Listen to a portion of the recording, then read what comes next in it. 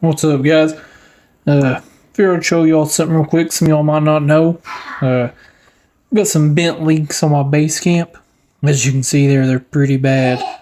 I'm not straight, that is. And you know, these things are pretty simple to change out. I already had to change out my axle here. You're gonna put it back on pretty soon. Or a set of pliers. They just thread on there. Yeah, I'll keep y'all updated as how I do it. You can buy a set of links for 15 bucks. I mean, just the stock ones, you know, same as the ones that come on it.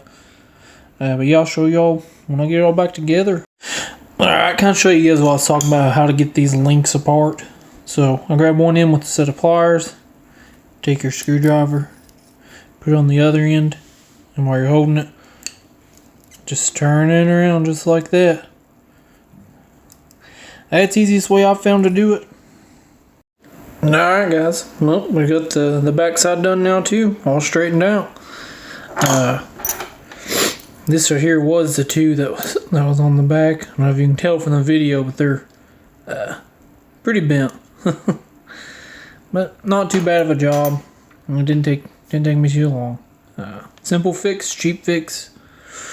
Y'all keep our seeing.